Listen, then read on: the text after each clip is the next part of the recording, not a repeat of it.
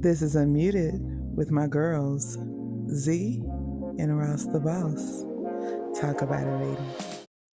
Hey, hey, hey, family and friends. Family and friends, come on in this room. Come on and sit down.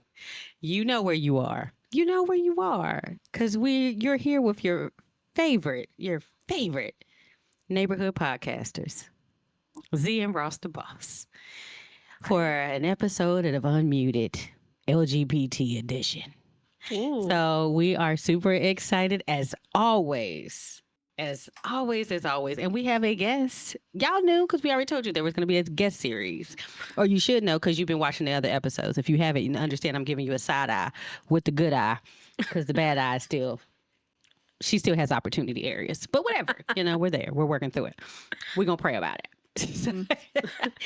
But we, again, are extremely excited. I know that y'all are just like, dude, y'all are just excited about everything. And you know what? Damn right. Absolutely. We are.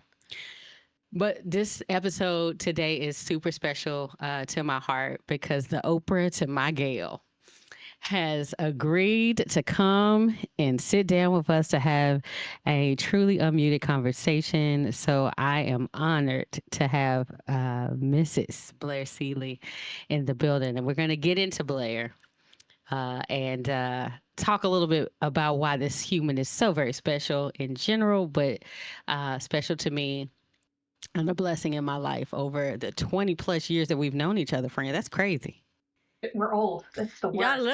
Y'all look like you're in your 20s. So did y'all meet when y'all were in like 5, 6, 7 years old? There you go. That's it. Yes. Yeah, we just don't have to look like what we've been through. That's all. We just don't have to look That's like what fine. we've been through. So, but y'all know what time it is. The thing that we always do, and Blair, what we will do is, as a guest, we will give you the first cut in this.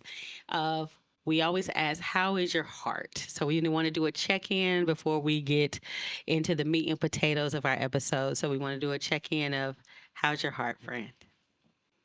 My heart is happy today. It's a little nervous, but it's also happy today. What has brought you a little happiness? I feel like you did some major mile running because you are that doll who gets out there and pounds the pavement and the woods and any surface that you can run upon. That's right. I was out with the Trail Sisters Blue Ridge this morning, and we ran at Explore Park here in Roanoke. It was delightful. Beautiful morning to be out on the trails and see the flora and fauna that this time of year brings out. It was great. Nice. Yeah. So Blair's happy. Let's try to keep her that way this episode, Z. Okay. And not nervous. Like, Yeah. hopefully the nervousness goes away. It's just regular Very conversation. Yeah. Mm-hmm. All right, Z. How's your heart, friend? How's your heart? My heart is happy and a little bit on the full side because I did just totally munch my meal really fast before this episode. But I was like, we can't be hungry. We can't be hangry on an unmuted episode. So, but I'm feeling very grateful. I'm excited to get to know Blair a little bit more. I remember seeing her in a presentation a few moons ago, and remembering, wow, she just seems like a really really genuine person. And so just the you bringing her, I haven't seen her in years. I do follow her and lurk on LinkedIn all the time, but so I kind of know where she's at or what she's doing in life, but I'm excited to get to know the person. So my heart is very excited and happy, and I know I always say excited, but I really am excited all the time. So um people are gonna be like, you just say the same, but it's true though. It's true. And then so I'm just ready to get started on today's episode. But before we do that, my dear French Ross Boss, how is your heart today? I am uh I go gadget everything. So I have been doing a lot of things and trying not to be overwhelmed by them. Let me just tell y'all, I had a ridiculous to-do list, and I am a person who is very old school, so I write everything down on little snippets of paper. So I had a small manuscript of to-do list papers that had like duplications on them, and like I just would carry them around from different places. So I would move them to different spots in my office, and then when I would travel, take them with me on travel. Like, oh, I'm just gonna knock it out when I go, and I just would add more random little papers to it. So yesterday, I just sort of sat and was like, okay, let's clean this shit up, and let's really like organize our thoughts and the things that we need to do, and let's knock out the low hanging fruit. So I'm feeling a lot less stressed out, and the cleaning out the clutter definitely helps. So that spring cleaning of like random little papers that I had accumulated, I feel a lot lighter today. So I feel really accomplished this weekend. I never left my house yesterday, and it was a beautiful day out. And I was like, but it's also beautiful inside my house because I got to straighten up. So that felt great. I love Yeah. that. Yeah. It's necessary. So if you haven't got your spring cleaning on, get started. Especially if you are a Southerner, you know that is a requirement. We don't go into other seasons without doing the cleaning. Open up your windows, let it air out a little bit. Don't keep them open long though, because pollen is still real. I go back to the eye. Yeah, we're gonna need an eye update soon, friend. She's still in crisis, but it's okay. We're gonna pray her through it.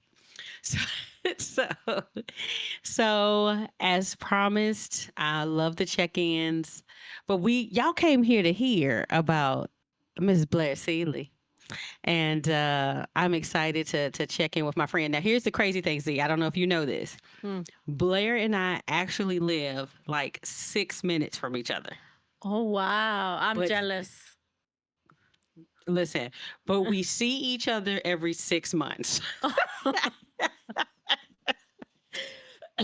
So it's crazy. So back before my ankle injury, I would intentionally make the path in front of her house like one of my stops before I would turn around and go back home.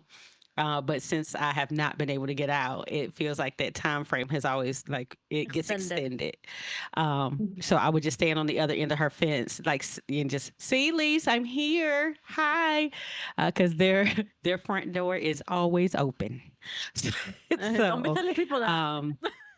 No, the front door is always open. The screen is locked, so don't play. And listen, Blair's wife is not for play, not for play at all. So play if you want to, and you can get some bandana action on your tail if you try to mess around with. She does not play about her family. So that's again why I was on the other end of the fence, because I did not want to alarm her that I came unannounced. So smart. I think you have the fence privileges now. There you go. I don't need you to tell me that. I need her to tell me that. Okay. So All right. she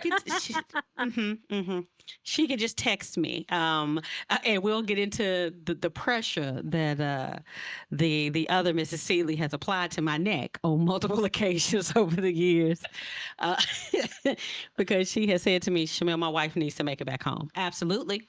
I heard. So that has been understood. So, Blair, 100% thank you for being a guest on Unmuted with Zia Ross the Boss. Excited. All right. So now you heard me say this is a Pride Month series that we're doing. So the assumption would be that Blair is also a member of the Alphabet Mafia, especially since I've referenced her wife. And you could see her T-shirt, honey. The rainbow is out there. So, everyone's coming out stories or coming of age stories, even, or connection with self stories might be a little bit different. So, Blair, as we get into the meat and potatoes of who you are as a special guest, could you give us a little bit of your origin story? Where you from, girl? Where you been? Gosh. Okay. I am in Roanoke, Virginia, but I come to Roanoke from El Paso, Texas. So I grew up in a very diverse, very Catholic space that I did not even know that being gay as a woman was possible. I knew gay men, but I had no idea that was even possible. until I went away to college. Second to youngest of 6. I'm a second daughter. So, those ones in the middle kind of get lost sometimes. And it was so wonderful to come and try to figure out who I was in a space that was not defined by my Catholic school and my upbringing and my parents and the expectations that I had. And I think that space that is created when you leave your home for the first time is really when you get to know who you are. Awesome. So from Texas to Virginia, what? Most people are scared to just go up the road to school or Right. across the state, but you came across the country. Like, what was that like for you? I mean, it was scary, but I also was really ready. Like, I think that there was this friction that I knew existed in my household that I couldn't quite understand. That, it was me trying to figure out why I didn't like the way that I felt, right? Like, I just felt like I was going to grow up and be really disappointed with my life. Like, I had a boyfriend. I just felt like the traditional path, I was going to get my bachelor's degree and probably get married and be very unhappy, was the goal, And so it was like, I need to have this one adventure. I couldn't get farther away from Texas if I tried, right? So there was also a lady from the class of 1948 in my class, or in my church. So she didn't have any daughters. So I went to a small women's university here in Virginia, and she didn't have any daughters. She put me on the mailing list, and I ended up falling in love with the school and just came out here. And like, unweird fact, I went to an all girls Catholic middle school and high school. And I think it's 0.01% of the population goes on to a women's college after that. Like, I should have known that there was something going on there. Right? Like, I should have known. It is what it is. Well, the thing is, you didn't get to pick your middle school or your high school. Your family Right. kind of picked that. You did pick your college, though. Mm-hmm. Yes. So when you came to Virginia, was that like a culture shock? Is there much difference between, Texas? I know that everything is bigger in Texas, and then you moved to the state for lovers, honey. What was that transition like for you? There are so many white people here. There's so many people here. I know, like, Z, you're in Dallas-ish? I'm in Louisville, which is 25 minutes from Dallas. Okay. So, I mean, El Paso, right, is 85% Latino. And my high school, the way that things ran was you showed up to class that first day and the teacher took a poll, like, how many Spanish speakers do we have? How many English speakers do we have? And I took calculus in Spanish because that was where critical mass was that year, right? So coming to Virginia was really difficult because it lacked the diversity that I was used to at scale. And I missed being completely bilingual. So, I'm 25 years living here and I have lost almost all of my Spanish, and it was my primary language growing up. And that was really tough. I would say that, though, living in a place that has water and trees it is lovely here. I do miss the diversity, the cultural diversity, but I do celebrate the beauty of the place that we are in. Absolutely. One of the most beautiful spots on the East Coast. And again, one of the most beautiful spots in Virginia. Always repping 2 up, 2 down. But again, the 540, the Star City, will always have a special place in that heart. So, I mean, really, I say all the time that we are so lucky to be raising our kids here. It's beautiful here. I need to go over there. Listen. I hear about so much of it. Come on. I need to go over there. And I need to buy hiking boots. That's something that Shamel did tell me. Yes. Do not hike in sneakers. That Timberlands are also just for fashion for those people who are unaware. Those are not hiking boots. They're not. But one of the things that you called out just now, and Blair, Z, I don't know if you heard it, but you were saying that when you were in El Paso, there was a boyfriend. I heard that. Yeah. I mean, a pretty serious one too. And I mean, I just took for granted that we were probably gonna get married. Like, our families knew each other, and we knew. Like, he went to the Catholic boys' school. I went to the Catholic girls' school. I just thought it was kind of predetermined. But he went to the West Coast for college, and I came all the way to the East Coast for college. And I knew that that was important, but I didn't know why. Like, I really needed that separation, that distance. And I think I probably cried for the first day driving to college. Mm-hmm. It ended up not being my journey, which was amazing. I don't, it's neither here nor there, I guess, now, but yeah, I just didn't even know. Yeah. Mm-hmm. So you stepped onto, your new campus, your new home in a new state. Your family is, a flight away, not just a car ride, but a flight away. And now you're in this new. You said you're the second to youngest of 6, and you're charting your own path solo. And then you step into this campus where it's like, oh, okay, well, you know, it's similar to your middle school and your high school grade. So like that part, did that feel familiar to you? Like, oh, okay, well, I grew up with this, so that part, okay. Yeah, I definitely did not miss. I had never missed men in an educational setting at all. So I did not miss them. It was just more of the same, but also at scale, which was really cool. So many like women from everywhere. Yeah. Got you. So you start cutting your teeth. You're on campus. You're doing your thing. You're making friends. You're mingling Partying and getting used. Yeah, getting used to like everything that the great state of Virginia had to offer. And then there was a switch for you. What was that? What was that switch that clicked for you, friend? I feel like it was a girl on my hall that was gay, right? And I just remember having the conversation of her having a crush on somebody that lived on another hall, and I was like, you can do that? Like, is that a thing?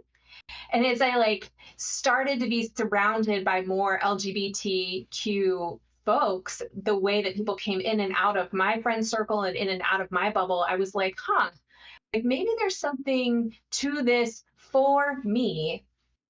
And probably by the end of my freshman year, I had my first crush, and I was like, oh, like when I go home for this summer, this is going to look really different because I still had said boyfriend, right? Like we'd made it most of the year together. We were kind of on the rocks towards the end because I was at that place where I was questioning my true attraction to him and like what my future was going to look like. And for the first time, I kind of saw this glimmer of hope of like, oh my gosh, I think there might be an alternate path here.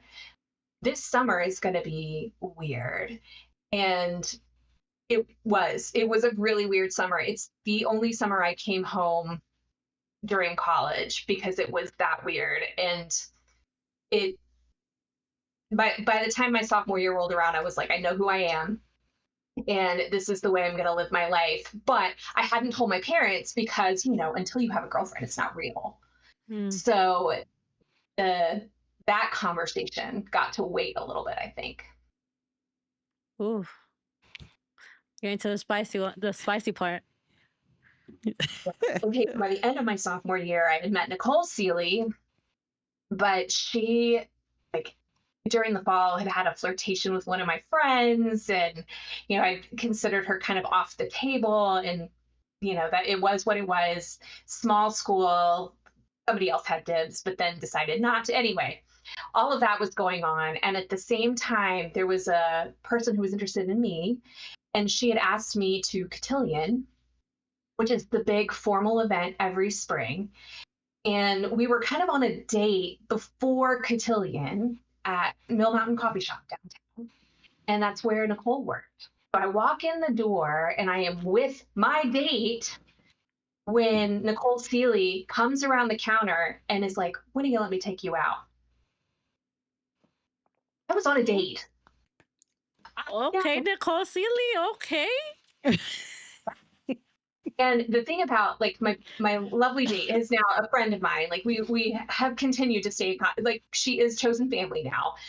But I remember she just wasn't moving very fast. Like I could not tell whether she was really that into me or not. Like even though she'd invited me to cotillion, she was like, you should have known then. And I was like, but you weren't like doing anything. Like this I didn't understand where we were. And Nicole Seeley was not about to play those games. She swooped right in.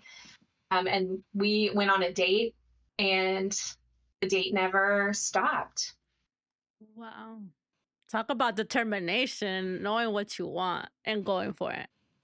I mean, moxie in spades. This human that I married is almost my exact opposite, which is exactly what I needed. So I know that you shared just a minute ago, excuse me, that it's not real until you have a girlfriend. Mm. So you have, and I'll pause right here. So you already see what kind of energy that the other Sealy has. So when I said I don't come on the other side of that gate I see without why. permission, I see why now. You see why? You Yeah. see why? Yeah. Because all of these years later, she is still that energy. So Yeah. I'm not coming on the Yeah, other side no. of that gate without permission. I'm not doing that. So now you have this person who, laid their claim. There's two questions that I have for you in that space, friend, of just, I know that you had already like dipped your foot into like, hey, I'm having this, this same sex attraction, which is 100% different than what I had before. So there was a level of conversation that you had to have with yourself. But now also, like, I have this human that I am also interested in and want to explore. So now I have to have a conversation with my family. Mm. So what was that transition of that? Oh, I've seen other people do it. Now I'm doing it. And now I have to go have a conversation with my family. Yeah. Yeah, it did, y'all. Now that I have kids, I look at things that I did when I was in my 20s and I was like, what was I thinking, honestly? And I think one kiss with Nicole Seeley sealed it for me. I was like, oh, this is what they've been talking Oh. about. Get it. I get it now. This is my person. I don't ever want to go back. Boys are not for me. This is it. So that happened May 3rd. School ended May 9th. And by that point, we had decided we were not going home for the summer. We were going to try to figure out how to be together all summer. So my conversation with my parents was coming out at the same time as telling them, and by the way, I'm never coming home again. Oof. That's rough. So yes, if my kid called me tomorrow and was like, oh, by the way, I'm just not coming home, that would really hurt my feelings. Yeah. And also like this revelation of like, oh, now I'm worried that my daughter's life plan isn't going to be what I thought her life plan was going to be like. And in the early 2000s, my parents were older, so like in the early 2000s, the perception of danger was high, and they didn't think that I would be safe with this lifestyle that I was choosing. So what a mess, y'all. My little brother had just graduated or had already agreed to drive out, come home and get me, help me move out of my dorm room and drive back across the country. And in my decision making genius of 20 years old, I was like, well, Nicole will just come with us. So my little brother is also having to navigate this change and suddenly finds himself driving across the country with his sister, which we thought we were going to have like this great sibling road trip, but I have brought Nicole Yeah. along with us. So, he's processing this all the way across the country, and we get home, and then my parents have to process it in person. And it did not go well. We were probably at home 3 to 4 days before my dad asked me to meet him at his office alone. So, and it was, I think, a Sunday morning. I had to drive to his office. We didn't even go together. We drove separately.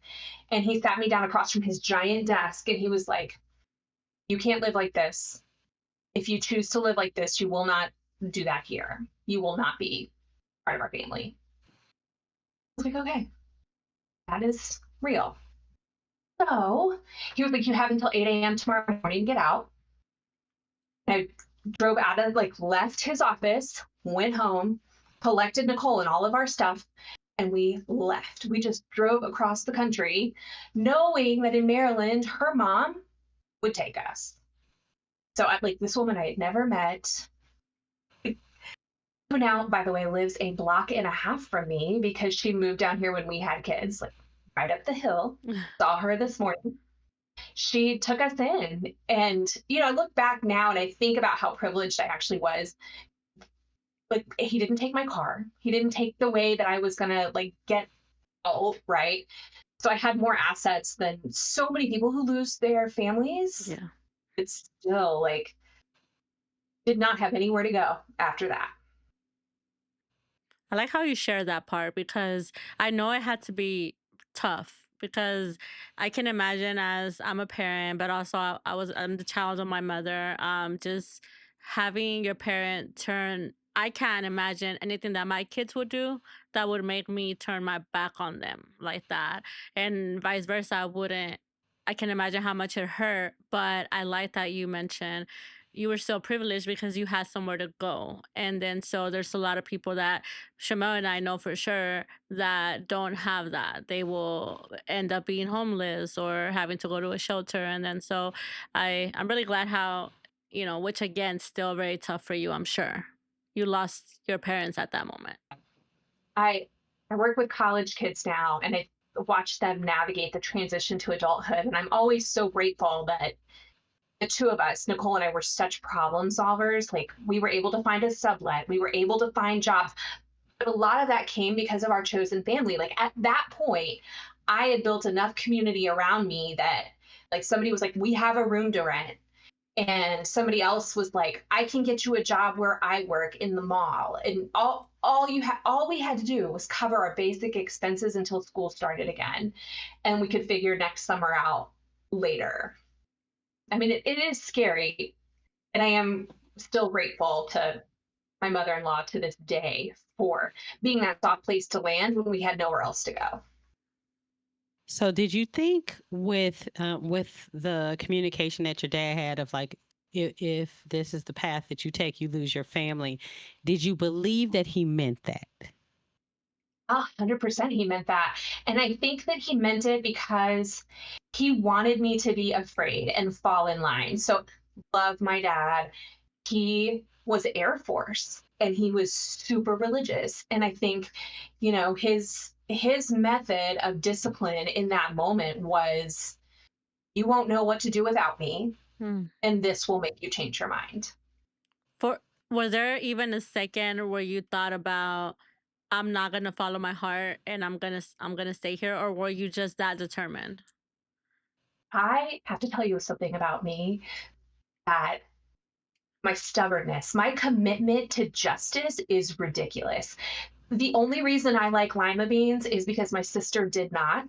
And I was like, well, I'm going to be the good kid and eat the lima beans, right? So, like, that little stubborn streak in me, when I feel like somebody is going against justice, I cannot.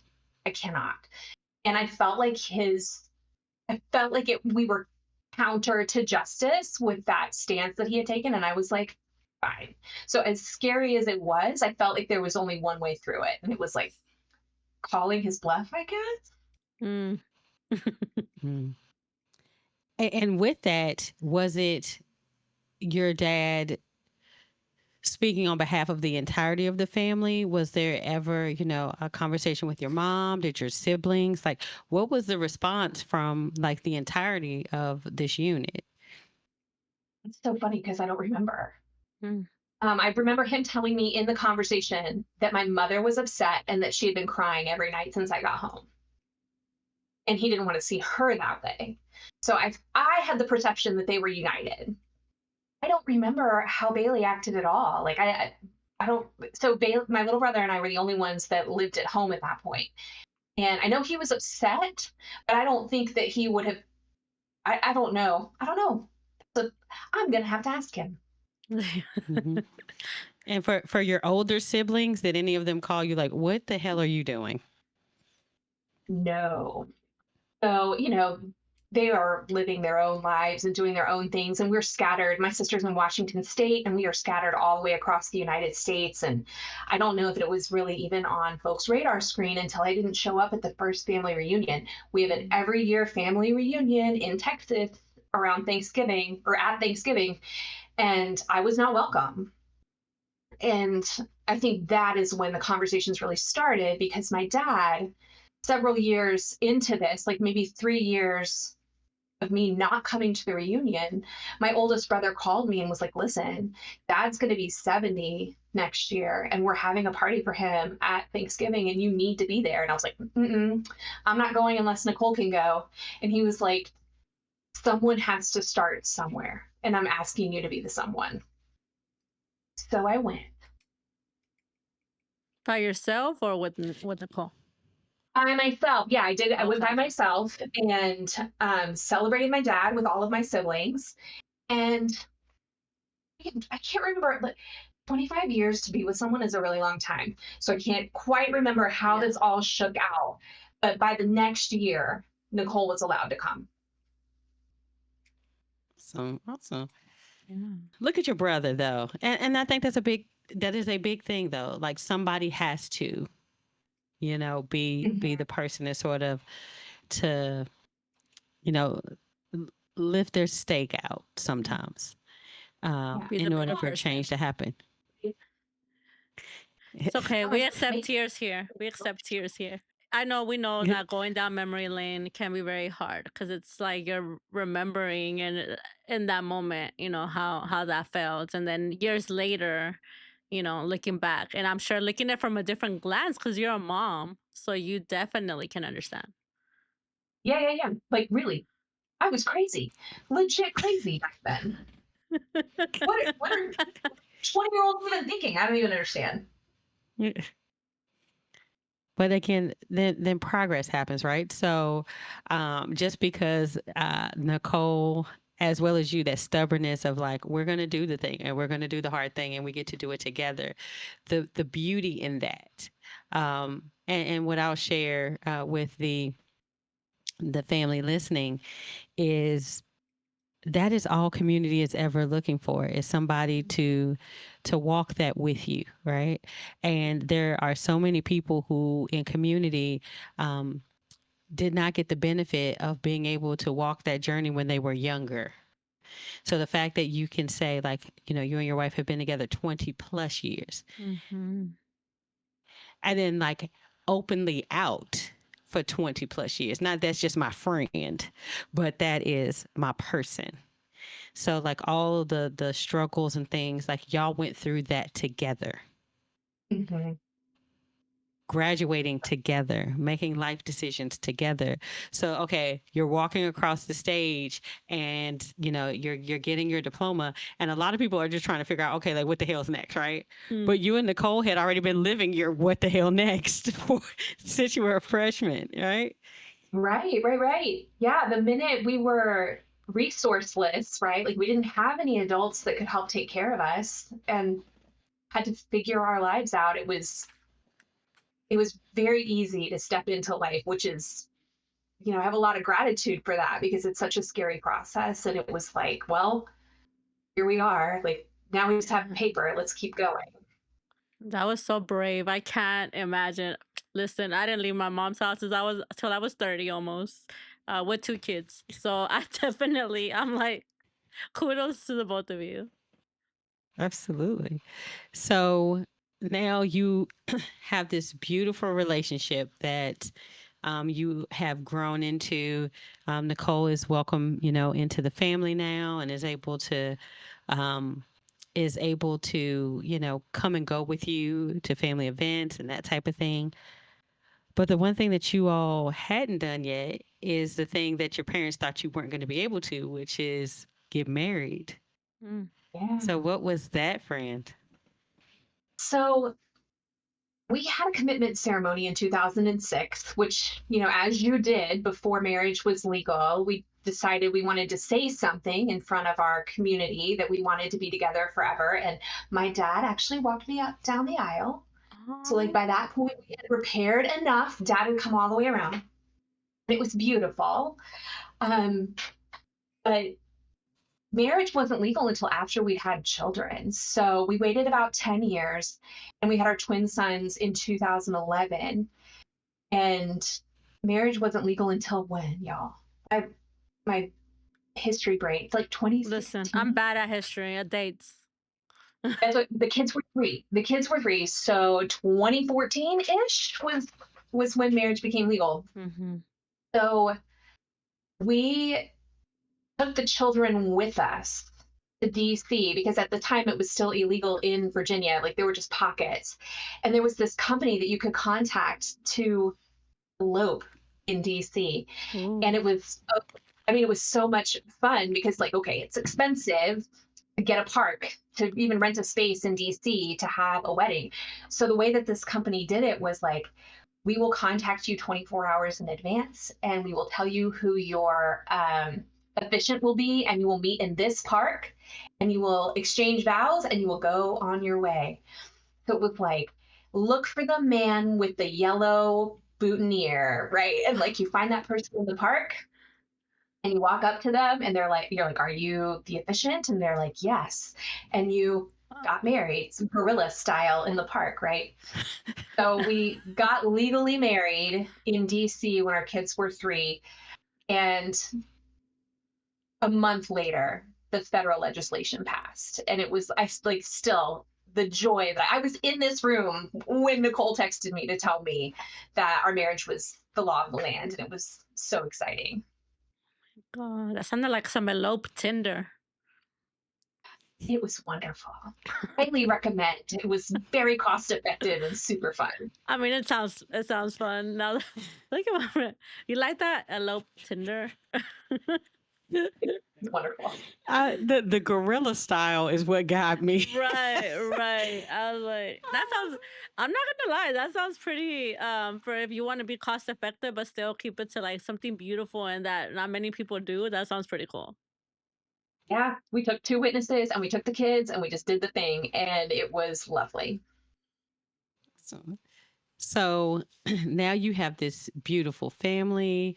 Everything is legal federally now, and it's just business and life as usual, right? You just rode off into the sunset Mm. because marriage equality had passed now for you, so that meant the work was done, right?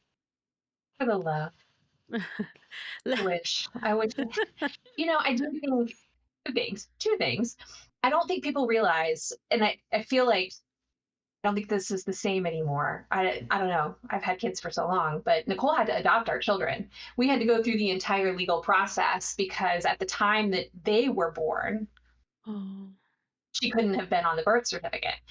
So there was one more little hurdle that we had to jump and pay for to make sure that the kids had all the legal protections that our marriage protected with us, right? And I was actually thinking about this as we were talking about advocacy and like what is next for the LGBTQ community. And I'm not sure that we'll ever see a groundswell like we did with Obergefell. Like, I don't know that the days of like big legislation and an entire community coming behind a federal like mandate is something that we'll see again in my lifetime. And when I think about what's next, like there's still just such a laundry list of things that we have to do. And I think it's hard when you don't have a cause to galvanize people behind that's as big as marriage equality.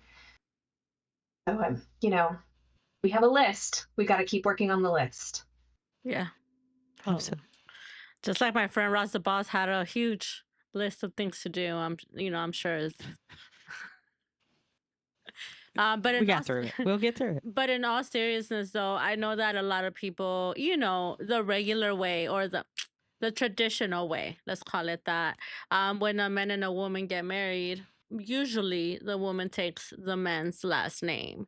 Usually because we do have like Zoe Saldana's husband who took her last name.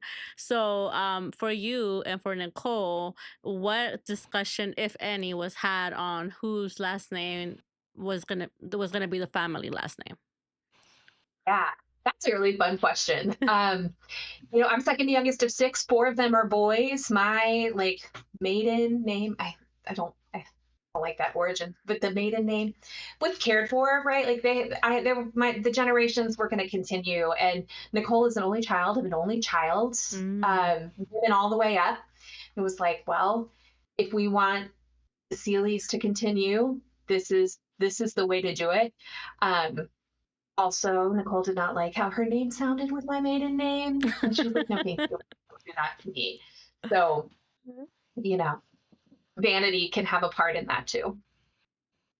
That's Nice, understandable. nice. I think we've all done that. Played around with, what if I had another last name? How does this sound? Yeah, absolutely. Mhm. So with that, um, the the aha of all of the obstacles and things that you had to navigate, to get you to like the end story of like you have been married for a while now and have had a committed partner for 20 plus years, and you have beautiful children, you have all of these things. But the beautiful thing about Blair Celli is this: she did not leave community behind as she found like her stability. She realized that there were still people who hadn't found it yet, who were still having their own hurdles and things to overcome.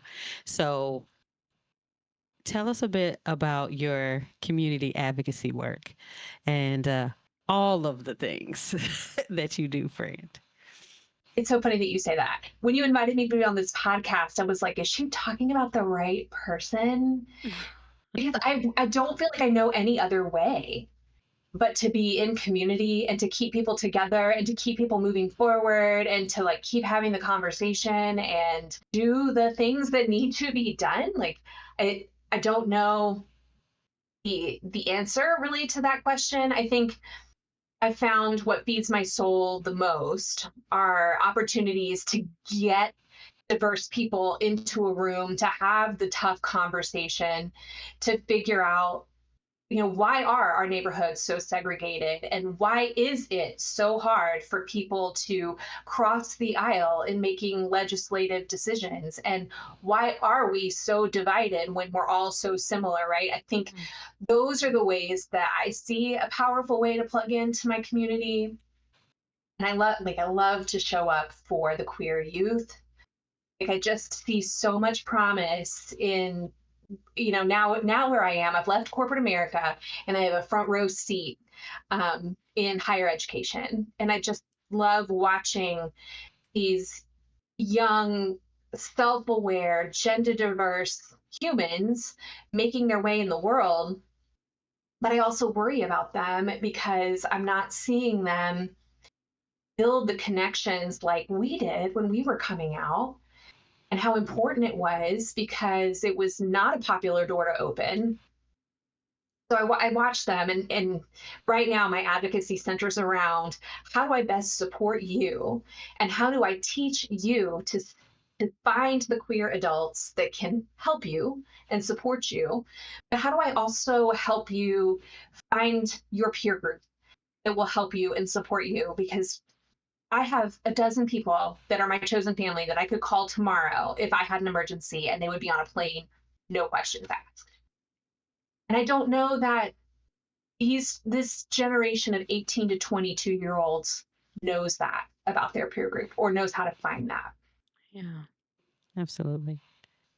I would say when you talk about that peer group, I want to thank you for being a part of mine. Hmm. So, at a time where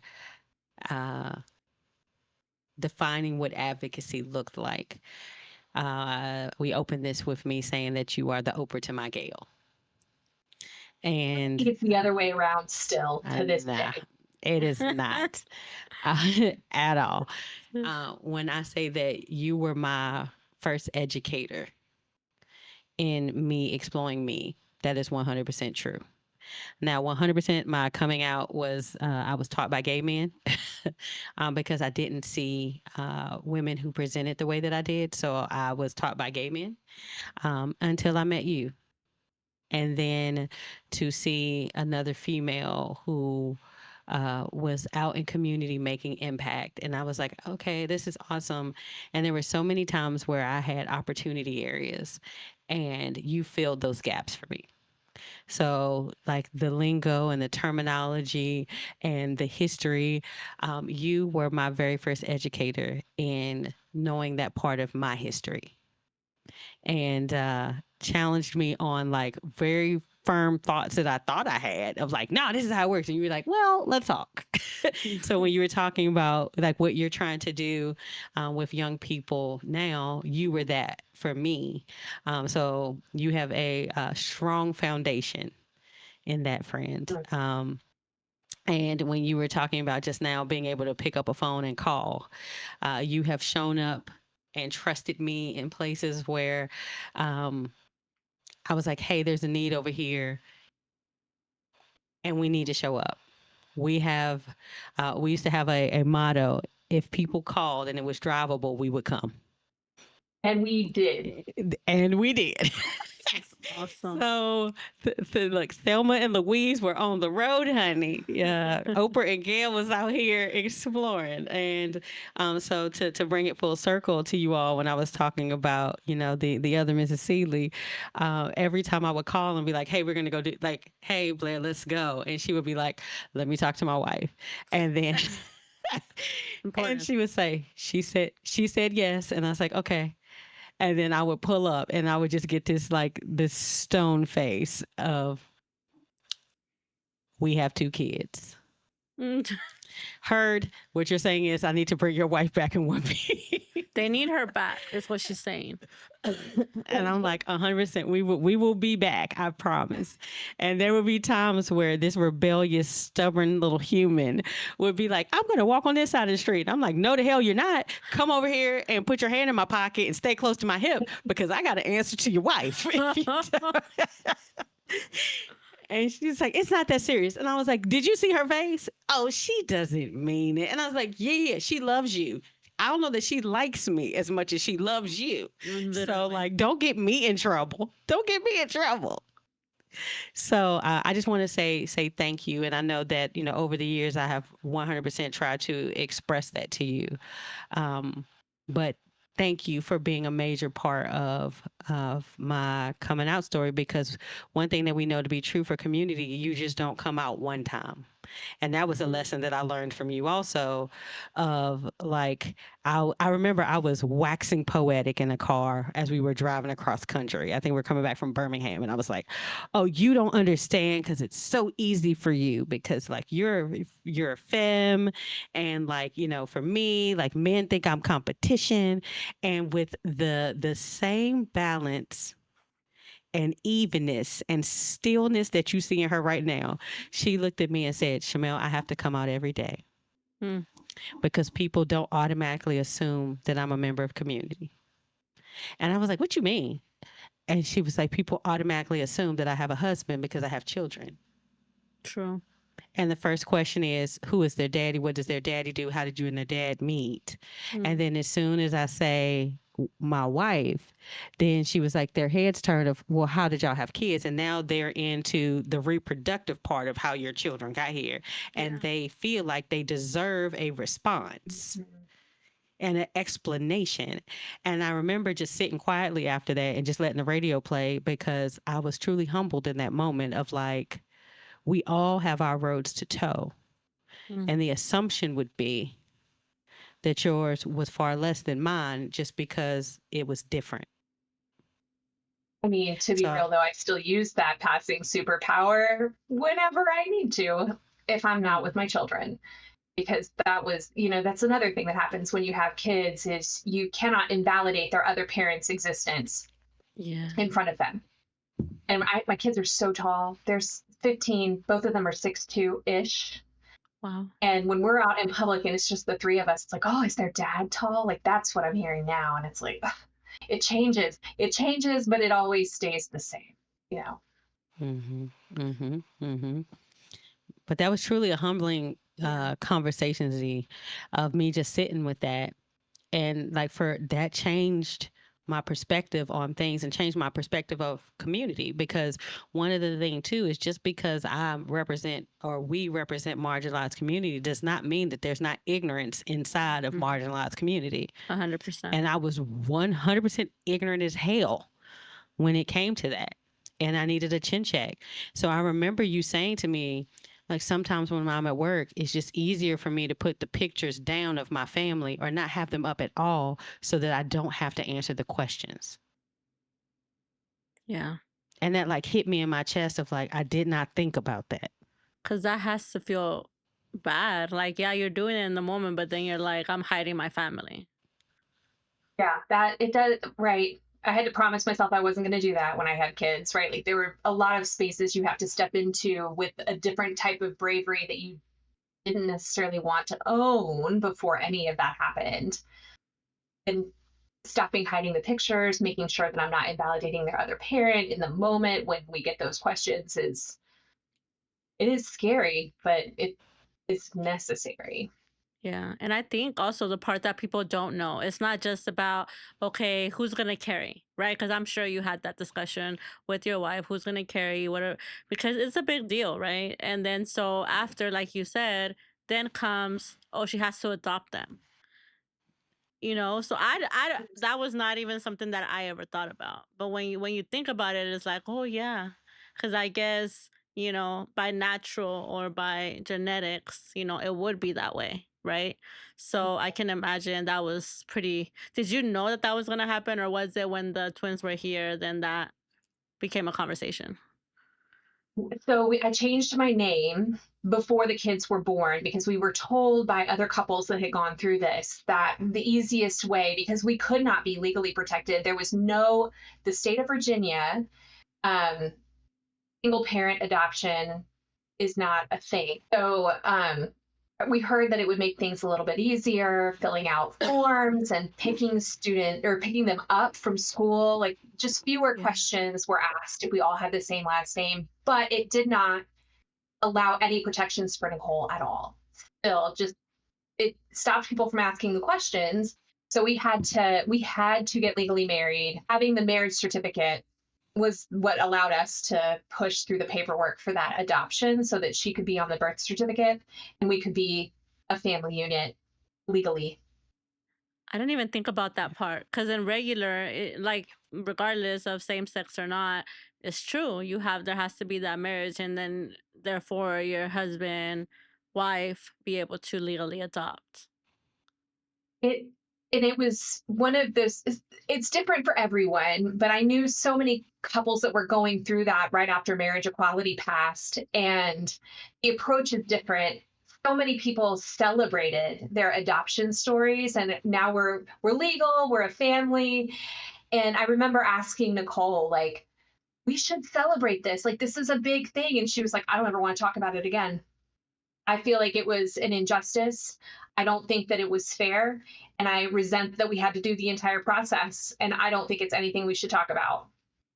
And, it was already on their birth certificate. I wanted her to feel some joy that she was now also legally on their birth certificate. And she was like, mm-mm, I don't need that. Okay. That's fair though. That's pretty fair. Mhm. Like from her having to have to do all that just to prove that she was also the parent of the twins. Right. And it was not necessarily a foregone conclusion either. Like if we had gotten the wrong judge that wanted to be an activist in that moment, may not have turned out the way that it did. Absolutely. So many moons have passed in the years, not only for your life, your marriage, the establishment of your family, advocacy. There have been so many things that have happened to community, and I know one of the moments, one of the harder moments that we got to share together was the Pulse nightclub shooting in Florida. Um, I remember laying, you know, serial killer style upside down in my bed, and CNN was on. And I remember waking up to the announcement of this atrocity that happened to community. And we just happened to know somebody who was a regular patron of that club. And I remember calling you that morning, and your question was about, have you talked to that person? And I had, and I was like, they are okay. And all of the things that came after that, of the pride parades for Orlando and St. Pete were upcoming, and we knew a bunch of people who were going to be participating in that. But the fear that ran through community, as one of the largest mass shootings for the LGBT community in history, and feeling like, what can we do to help? We're all the way in Virginia, and hearing that, like, hey, we knew 75 people who were going to be participating in the parade, and getting that call of everybody's backing out because they're scared of what if somebody decides to do that again. And I remember giving you that call of, you remember when we said, if it's drivable, we will come. Mm-hmm. And that difficult conversation that we had to have together, because those fears still existed for us too, of just, what if somebody does? And I remember you were like, let me talk to my wife. And and I am sure I know what that conversation sounded like in your household. Right. But she eventually said yes. Mm-hmm. And this was 100% a self-funded trip for us, because it felt like the right thing to do to show up for our community. And I remember we did not have a quick turnaround time. That was a very quick turnaround time to get this happening. And I remember we got a banner. We got somebody to draw the state of Virginia on it, and we painted it rainbow over my birthday weekend, because that's when the parade was happening. And we said, we need them to know that Virginia cares. And we bebopped our tails to Orlando and participated in one of the most difficult parades that I have ever been a part of.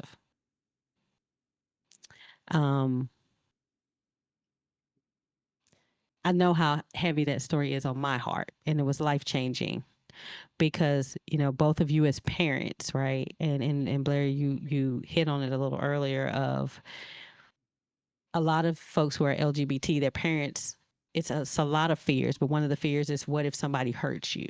Mm-hmm. Right? And this 100% is an example of the fear being manifested of what they were scared would happen to us. And for those folks who are unaware or don't remember, an individual went into a nightclub and opened fire on folks who were just in a space that is designated for LGBT folks, went in and caused harm and took the lives of folks who were just out, just trying to celebrate and be proud of who they are. Mm-hmm. And those fears for a lot of parents was realized that night, Mm-hmm. of what happens when somebody takes a life. So that yes that you gave, now as a parent, not just as an individual, what did that feel like for you to balance needing to show up for community, but also knowing that you needed to still be here for your family? Mm-hmm. Do you remember the Backstreet shooting? Yep. So for you, Z, in 1999, 2000, probably 2000, a man got off a city bus in Roanoke, Virginia, and walked 2 blocks up to our gay nightclub and shot people in there. Oh. And I was newly out, and it was that moment of like, this is what my parents warned me about. And for the first time in my white life, like, I now have a reason that people will want to kill me, potentially.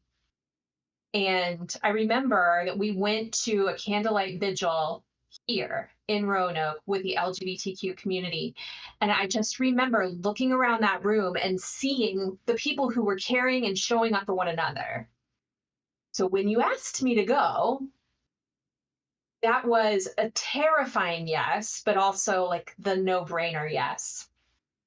And I have to laugh because I think, you know, we make jokes about Nicole letting me do things, but like really, I'm just informing her that this is going to happen. Yeah. And she has and then be like, okay, fine. Like that's the thing. But we did have to have a very serious conversation where, you know, I'm still not right to this day. Like prides make me nervous. I'm like, why are all the gay people getting together? It is terrifying in a country without common sense gun laws that we still get together and make ourselves a rainbow painted target, right? And that's why you have to continue to show up through the fear. And I love that experience with you because I felt like we really made a difference showing up and making sure that that community felt held in that moment the same way that I felt when we were in that candlelight vigil 20 years before that. 100%. And Z, the backstory for that is that the gentleman who went to that bar and shot up, he had been picked on by not LGBT folks, but his last name was gay. So he was made fun of. So he decided to take his frustration out on people who were not the people who made fun Who of him actually? or harmed him. So, and it was horrible too because I remember watching MTV, and at that point I was not the me that I am now. So I had not, I've always been a lesbian, but like I had not like had that conversation with myself.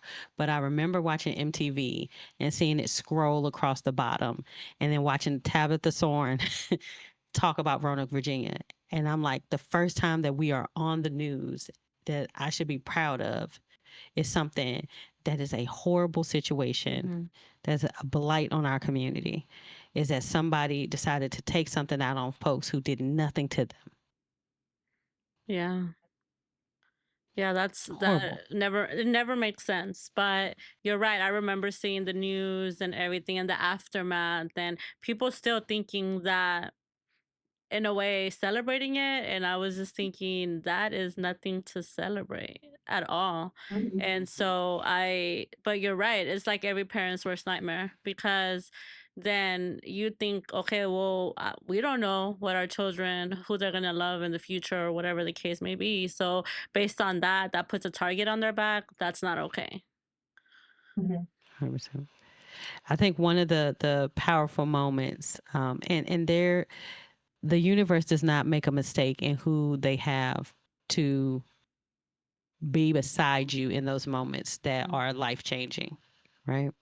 And it made sense that it was Blair, and it made sense that the other individual who was our host as we went there was the person who was our guide there. One of the big things that has stuck with me all these years, there was definitely a lot of moments, but I remember we were in the car going to where we were going to be staying, and there was a person with like, those furniture signs that say like, hey, this furniture store is closing 50% off. So they had this huge ass sign and they were holding it up at the end of the street. And I'm like, you can't help but look, like, what the hell does the sign say? And it was saying how like all of these folks were going to hell. They were glad that these people had died and like all of these things. And I remember Blair and I both just sort of looking at each other and were like, are we serious? And I was like, why is he on this corner? Why is this a thing? And then we looked over and we did not realize that the club was right there, just baked into a community, not like overly like, hey, rainbows and shit shooting out the roof or a bunch of balloons saying, hey, the gays live here. None of that, but just unassuming in a neighborhood. Yeah. And it's wild because a lot of conversation is like you're trying to push your lifestyle on us. You're trying to push, even when we are in spaces that are designated for us, We are not left alone there. Mm-hmm. Right. Mm-hmm. And one of the stories that always makes me cry, and telling this story always makes me cry, is two things in particular. And Blair, I wonder if you remember this. The big one was they had this beautiful memorial that was set up in this park. And they had pictures of all of the folks who were either injured or had lost their lives. And it surrounded, the park. And there were mounds and mounds of flowers and candles and everything. It was so lit up, it looked like daylight still outside. Right. And I remember it was about midnight, and there were just so many people out because they wanted to do something but did not know what to do. So we're in this park amongst all these other people. And I remember looking over, and I will always remember this child. There's a little blonde haired girl. She had two little ponytails, and her dad was holding her hand, and he is walking her by these posters that they had up of all the people who had lost their lives. And he was bending down, reading their names to her and telling her why those people mattered. The one that he had stopped in front of was of a mother who was out with her son and his partner. And when the gunfire started, she stepped in front of her kid and did what any mother would do, which was protect her baby. So her son and his partner did get, unfortunately, they did, get injured in that situation, but she lost her life. She was a mother of, I believe it was 8 kids, and all of her kids said, we would not have expected her to do anything other than what she did. And they were just like, because if it was any of us, she would have done the same thing. Mm-hmm.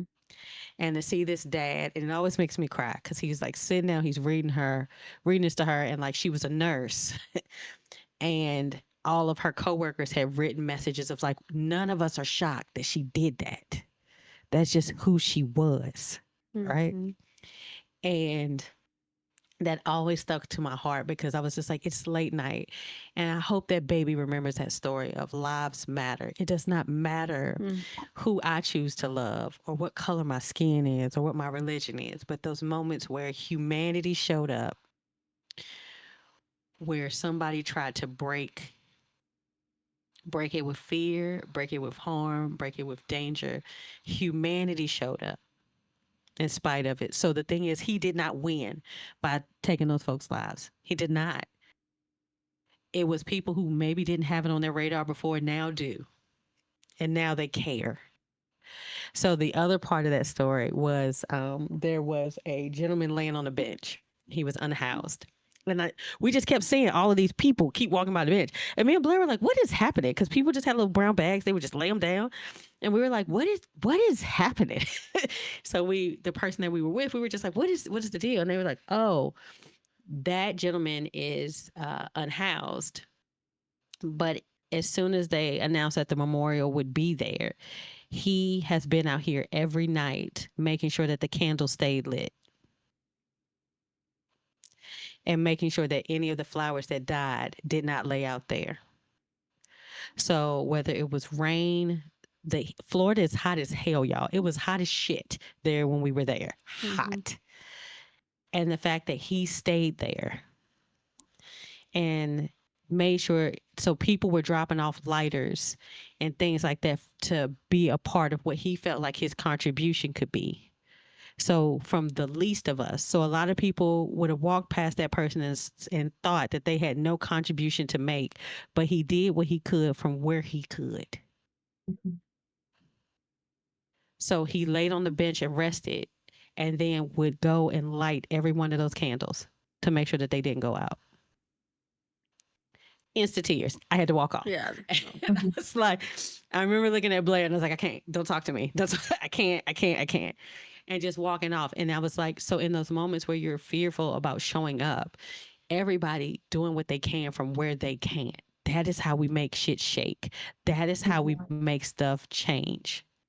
It is not about a participation trophy.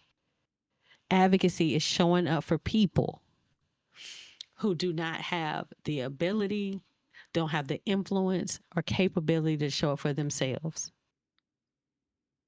Even if it is, you have to give something up. That is what it is. So every time I think about it, those two in particular always get me. And when I'm like, I'm tired, you don't get to be. You get to rest, but you don't get to quit.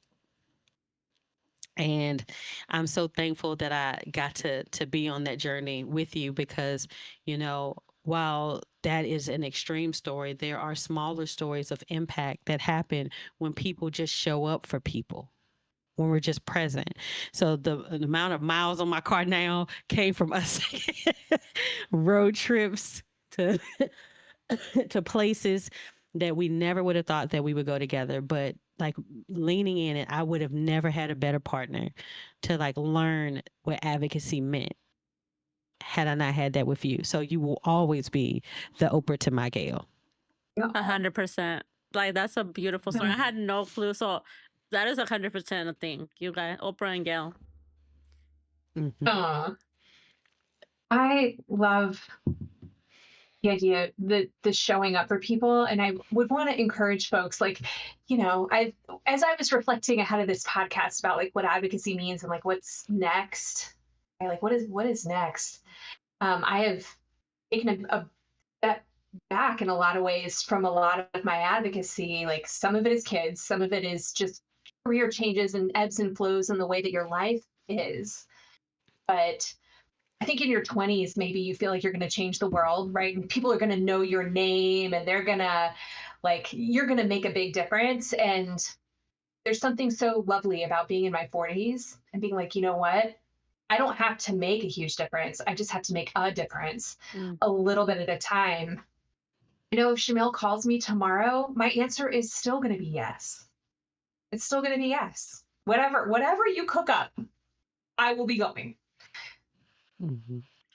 You both are truly talking about advocacy in action because, to your point, friends, one thing is performative, like, oh yeah, I do this, I do that, very much performative, and another one is being out there with community. And I think that's something very different. And if you don't know the difference, talk to us about it. We'll let you know the difference because there's a huge difference. And then so I am just, that story was beautiful because I can imagine as a mom and as an advocate, those two paths crossing, sometimes it could be a little bit problematic because it's not just you that you have to think about, as your wife and your children that depend on you still.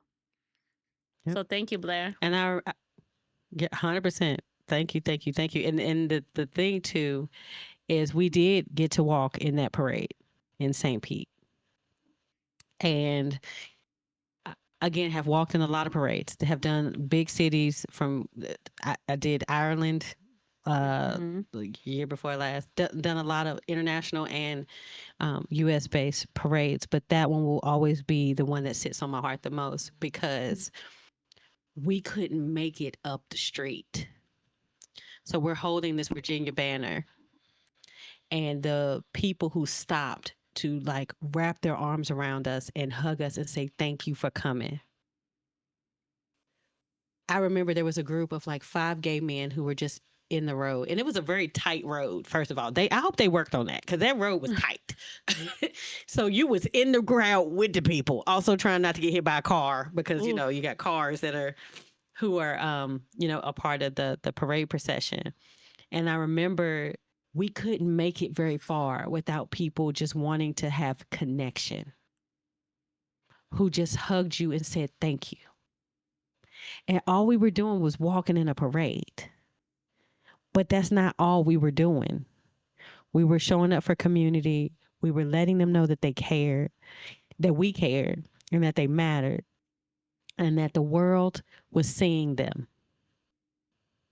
So when you talk about, like, to Blair's point now, and I'm in my 40s, it's not about drinking the ocean. It's about taking your cup and then being willing to go fill your cup back up once it's empty and do your part. And if all of us did that, How much of the needle could we push? How much change could we make happen? So I don't think that all is lost for these young folks. I do think that, right now with this season that we're in, a lot of times people are like, well, we're, taking steps back. And it's like, no, it's just our turn. It's just our turn.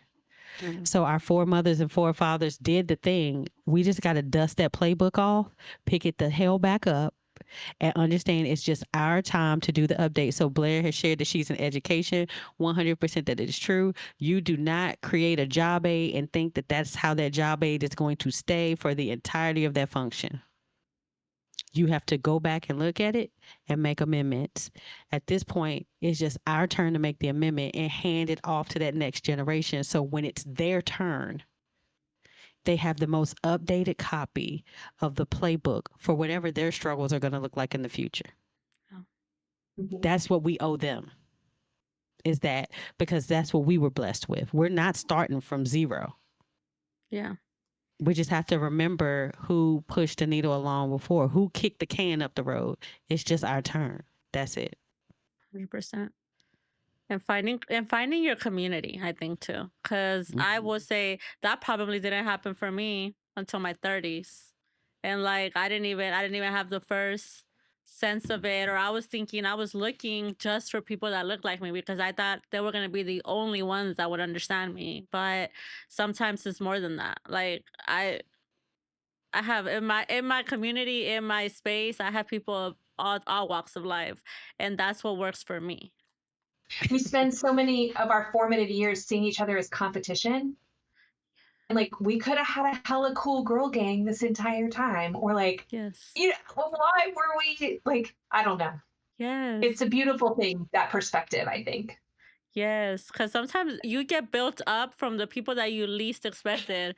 It's like Shamel tells me all these things that are like great about me that I've never heard from people like in my life that that are maybe Latinas. And it's like we should all do the same, like build each other up. And it would be it might be a little bit easier to walk through life. And I think too, to build on that though, Z, it's not just to have those people who build us up, but those people who have honest conversations with us. So I know that if I am loud and wrong, this one right here is going to call me. If my facts ain't right, that one right there is going to call me. Mhm. And in this season of my life, I don't want, relationships or connections that are built off, appeasing me, because I'm never going to appease you. I am never going to tell you a thing just for the sake of telling you a thing. If you are wrong, if it's not aligned, that conversation will happen. And then we will have to have a conversation of, what does this connection look like? Mm. Is it one that needs to continue, or is it one that, like, our purpose for each other has expired and I need to place you where you go and wish you well in the next phase of your journey? But like, I want to be surrounded with folks who are aligned with making the world better. Not just for people that look like them, but for the folks who have not found their voice yet. 100%. Period. So I think it's one of accountability also. So when you were talking about that performative nature of it, of you have, folks who don't like that, they like the participation trophy of like, hey, I again, I see you. I think that you should exist. And I'm like, I'm gonna tell you what you can do with that, because I exist whether you see me or not. Right. True. And again, confidence and being able to be yourself doesn't just happen just because people are seeing that you exist. It's then also clearing out paths where they can, so that you are free to explore who you are and getting That right out of the there. way and getting out of the way.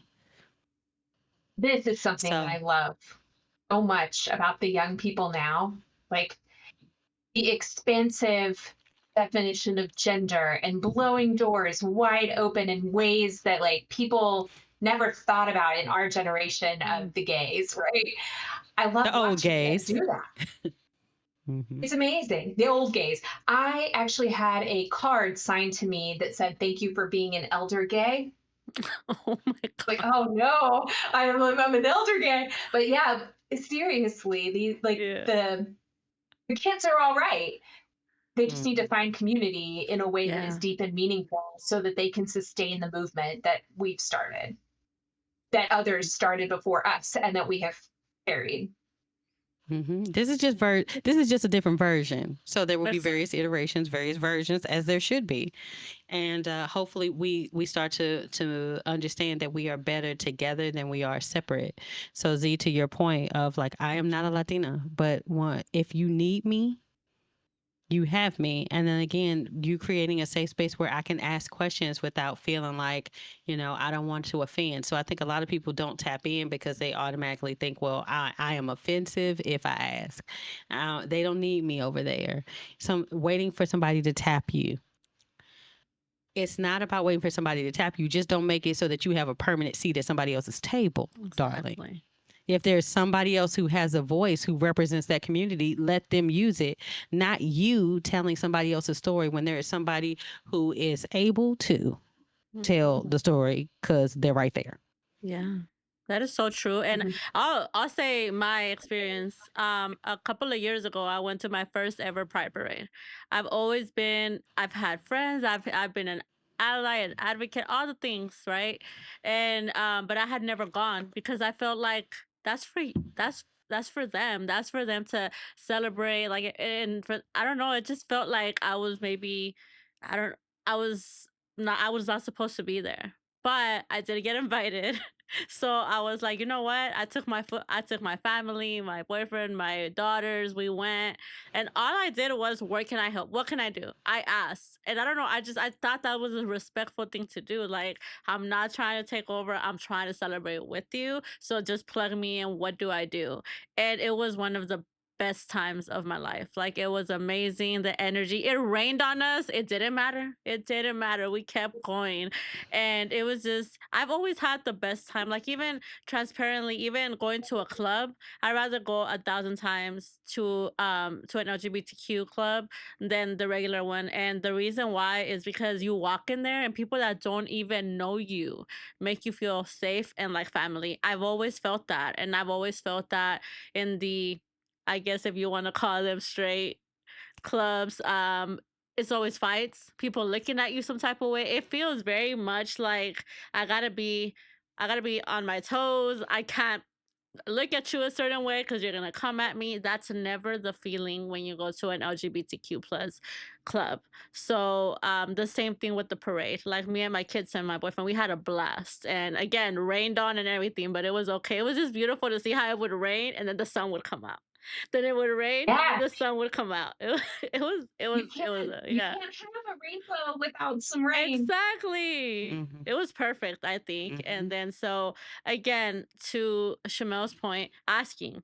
I a lot of the times ask her so many questions, right? Because I don't know, and vice versa. And it's not because we're trying to put each other. We're not trying to say that we understand, but we want to understand each other and help each other in this life. So again, Mhm. if you're curious, just ask. As long as you're doing it with good intention, I don't think anybody will feel offended. I agree. And I'm an educator at heart. I will always be an educator at heart. And, we talk about how, when you talk about how your family is built, right? Like, I get a lot of inappropriate questions about reproduction. And my thing is, like, I hear where you're coming from. I will answer your questions. You're lucky you asked me. And then I'm going to tell you never to ask these again. Like, Yep. I will be your safe space this one time, but I'm also going to provide that education of, like, this is personal and you should not ask those questions, right? And you've got to have those safe spaces where you can ask and hear what the boundaries are for other communities too. Absolutely. Because if I get asked one more time, so when are you going to transition to be a man? Oh my God. That's like farther from the truth of what Shamel is gonna do. But that's No, not the and only path forward here. No. no, That is a no, path, but and just not Shamel's path. it's Correct. not my Valid path, path, right? Yeah. not for this. Well, it's not my path. So, and I'm just like, but how about you allow me to tell you who I am instead of you dictating what you feel like my life's journey is, right? Yeah. So, and I think that sometimes that's a little lost on folks, and understanding that some things aren't your business. So, who's the man or the woman in your relationship? Neither, Exactly. because we're both women. Right. Or who's the dad? Who's the dad of your kids? Why do you care? Look, when Right. I was, when I was with my kids, single mom, and people would ask that, it would be like the most annoying thing. Like, yeah, they have their dads, but even if, like, why do you care? That's my business. And there are a million reasons why you could have a single parent household. Like it always blows my mind that people feel like they can ask like who your Yeah. spouse is. I'm like, eh.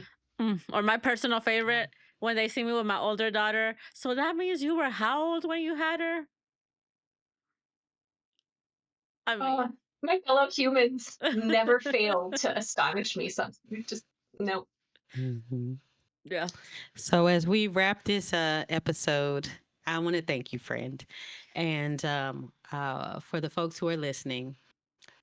Please understand always we want to create a space for community connection and understand how important those two things are. So if you are seeking that, understand that you have that here. So as this episode drops, please, if you need conversation, if you need understanding, as two gays on the call, I could tell you that I am always open to answer a question, but also you need to be ready for my answer. That part. Right. Mm-hmm. You can ask what you want, but also be ready for the answer, right? But want to create a space where there is a level of understanding and understanding too. We can only speak from our perspective. I don't represent every letter in the LGBT community at all. I represent one. But again, there are resources out there and people out there who are, who are open to the question, but understand that everybody is not required to be an educator. That is what Beyonce created her internet for. Use it. So I want to thank my good friend Blair Celli, the Oprah to my Gail, for being a beautiful blessing in this lifetime. And as we close our episode, where we always try to close with an affirmation or a word of encouragement for the folks listening. So we will ask you, is there something that you would like to share with folks as they go this Pride Month and beyond? Because we exist 365 days a year, not just in June. Period. Yeah. Mm-hmm. Be brave. Be brave every day, all the time. I love that. And when you're not, know that your community can have you, right? But be brave. Be as brave as you can. So Blair, thank you so Absolutely. much again for sharing, for being so vulnerable. Where can our listeners, our family, our friends out there, where can we find you on socials? Show us the way. Yeah. I'm really an Instagrammer. I'm out there. Dreams run deep, all one word. There you go. Mm-hmm. All right. And we, as always, will share that in the bio for this episode. But friend, I love you so much. And you I know love you that so I will move much. mountains for you. So Thank you so much for having me. This has been a delight. So, as we do, y'all, we end it with our hearts because that's how these conversations start, from our hearts.